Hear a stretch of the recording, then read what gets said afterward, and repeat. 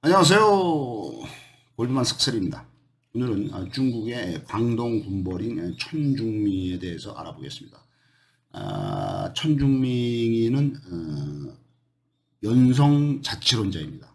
연성자치론자라는 그 개혁적인 국가를 구상을 하는 거죠. 그래서 이제 연성자치론자라니까 그 당시 이제 중국이 이제 처음에 1911년에 이제 순원이 이제 그 신혁명을 일으켜서 청나라라는 그 봉건 왕조를 무너뜨리고 공화국을 수립을 하죠. 그 공화국 수립을 할 때 그 이상이 순원은 중앙집권제, 그러니까 예를 들어서 대통령제 같은 거죠. 강력한 중앙집권제를 이제 원했고, 이 그 천중민은 같은 광동 출신인데 천중민이 광동 천중민 같은 경우에는 연성자치론자에서 이제 지방자치, 그러니까 중앙집권보다는 지방자치, 의원내각, 내각제 뭐 이런 거를 이제 그 좋아했던 사람입니다. 그래서 개혁적인 국가 구상을 했는데 순원을 나중에는 배신을 하고 순원의 총통부를 공격하는 한 중화민국 군벌이 되겠습니다. 이 사람은 1878년부터 1933년까지 55살에 사망을 하게 됐습니다.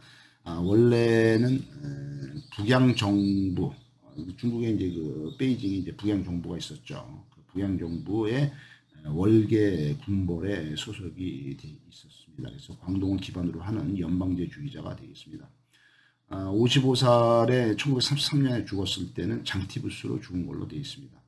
1909년에 31살 때 영국령 홍콩에서 후한민의 밑에서 혁명 활동을 한 걸로 되어 있습니다. 후한민이라는 사람도 이제 광동 도덕이었는데 이 사람은 이제 나중에 보겠습니다. 그래서 1910년에 32살 때는 혁명 봉기를 했지만은 실패를 광저우와 홍콩에서 이제 1910년에 이제 혁명 봉기를 했지만 실패를 하게 됐습니다. 1911년 33살 때 신해혁명 때 이제 봉기군을 이끌고 광저우에 입성을 해서 입성을 해서 이제 그 광동을 이제 점령을 하죠. 그때 이제 1911년에 이제 광동을 점령을 할 때 광동 도독이 이제 후한민이고 그 바로 밑에 부하로 이제 부도독으로 이 천중미가 광동을 지배를 하게 되겠습니다. 그다음에 북양군벌의 수장인 위안스카이가 천중민이를 해임을 한 걸로 되어 있습니다. 그러니까 위안스카이한테 잘 안 보였죠. 그래서 광동 그 부도독에다 해임됐어요. 위안스카이 때문에 해임이 된 거죠. 그래서 천중민은 하지만은 그래도 위안스카이는 이제 북경에 있는 거고 이 사람은 이제 광동 제일 남쪽에 있었기 때문에 아무튼 그 대리도독으로 광동을 통치를 하게 되어 있습니다. 그다음에 이제 하지만은 부하들이 반란을 일으켜서 위안스카이가 이제 자기가 해임을 했는데도 불구하고 계속 광동에서 이제 권력을 누리고 있다. 그래서 이제 그 위안스카이가 뒤에서 사주를 해서 그 천중미 부하들이 반란을 일으켜서 쫓겨납니다. 그래서 이제 광동에서 또 쫓겨나서 홍콩으로 망명을 한 걸로 되어 있습니다. 그다음에 이제 홍콩으로 망명을 한 게 이제 33살 때, 1911년 제일 아주 젊었을 때죠. 그다음에 이제 그로부터 4년이 지난 후에 1915년에 37살 때 1915년에 위안스카이가 중화 제국을 선포를 하고 황제로 즉위를 했다가 전국에서 반란이 일어나고 봉기가 일어나자 전국에서 호국 전쟁이 일어나자 물러났죠. 그다음에 이제 순원이 다시 혁명을 일으키자 2차 혁명을 일으키자 순원의 혁명에 가담을 해서 참여를 하지만은 광동하고 홍콩에서 혁명에 일단은 실패를 하게 되어 있습니다. 군사적인 기반이 없는 거죠. 1916년 38살 때 위안스카이가 사망을 하자 중화민국 그 임시정부에는 이제 대통령에 이제 위안스카이가 죽자 대총통에 취임한 사람이 리 위안홍이라는 사람이 취임을 했고 이 당시 이제 실무를 하는 총리로 취임한 사람이 단치루이가 되겠습니다. 그다음에 이제 그 1924년, 26년에 이제 호법운동이 일어나서 호법 전쟁이 일어나죠. 그래서 그거는 이제 직복 전쟁이고 호법 전쟁이 이제 1916년에 이제 이때 이제 위안스카이 사망이 되면서 호법 전쟁이 이제 일어나죠. 그래서 이제 이때 이제 갈등을 빚는 게 순원하고 갈등을 빚죠. 순원은 이제 중앙집권을 요구를 했고 천중민은 연성자치, 지방자치를 이제 요구를 한 겁니다. 1917년에 39살 때 장훈 복벽이 이루어지게 되겠습니다. 장훈 복벽. 이게 또 뭐냐면은 1916년에 위안스카이 죽고 뭐 호국 전쟁이 일어나고 뭐 이제 서로 이제 서로 싸우고 일어났을 때 호법 전쟁. 위안스카이가 1915년에 황제를 즉위했을 때 일어난 그 전국의 봉기 반란 이거는 이제 호국 전쟁이라고 보고 그다음에 1916년에 위안스카이가 죽고 나서 또 이제 그 각 세력들끼리 싸웠을 때 이거를 이제 호법 전쟁이라고 부르는데 이때 1917년에 위안스카이가 죽고 난 다음 해 1917년에 장훈복벽이 일어나죠. 이때 이제 39살이었는데 이때는 이제 이 장훈복벽이라는 건 뭐냐면 이제 그 청나라의 그 봉건 왕조를 다시 이제 복귀하자.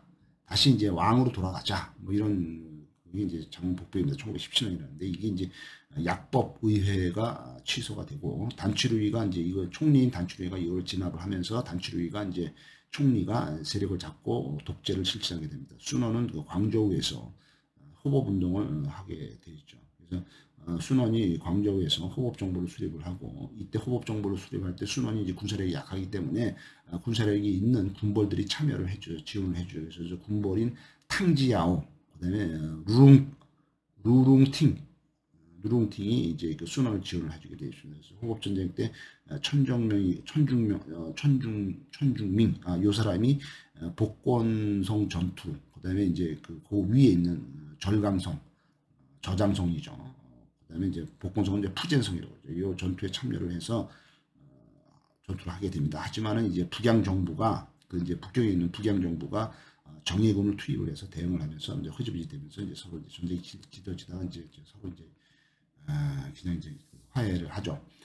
1918년 40살 때 순원이 대원수직을 사임을 하고 순원이 이제 상하이로 가버립니다. 그다음에 1922년 44살 때는 영풍함 사건이 벌어지게 되어 있습니다. 영풍함 사건이 벌어지면서 1922년이죠. 이때 이제 순원을 공격을 하게 되겠습니다. 순원이 이제 패배를 하게 돼서 순원이 이제 영국령 조계지로 도망을 갑니다. 그래서 영국령 조계지로 도망을 갔다가 순원이 이제 그 영풍함 사건으로 이제 패배를 하면서 그다음에 이제 홍콩하고 상하이로 도망을 가게 되겠습니다.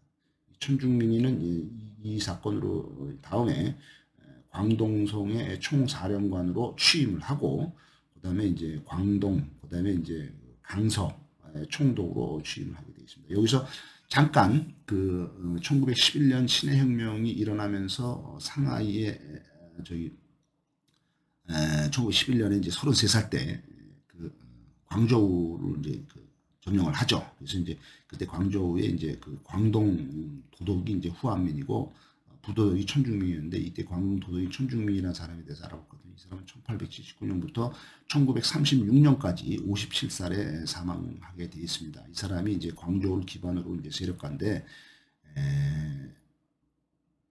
1925년에 46살 때는 대원수 대리를 하게 되어 있습니다. 그다음에 1928년부터 1931년까지 이때는 이제 그 49살부터 52살까지인데 이때는 이제 대만으로 파견이 돼서 대만의 입법원장을 하게 되어 있습니다. 그다음에 이제 그 후한민은 국민당의 아주 고위직을 맡죠. 그래서 이제 국민당의 중앙집행위원, 국민정부의 정부위원, 또 대만의 외교부장, 대만의 입법원장, 그다음에 중화민국의 육해군의 대원수 이런 높은 직위를 많이 맡게 되겠습니다. 어쨌든 장제스가 1949년 이때 이제 대만으로 도망을 갈 때는 이미 이 사람은 이제 사망한 후죠. 1936년에 57살에 사망을 했기 때문에 그다음에 이제 이 사람의 부하였던 그 광동군벌 천중민도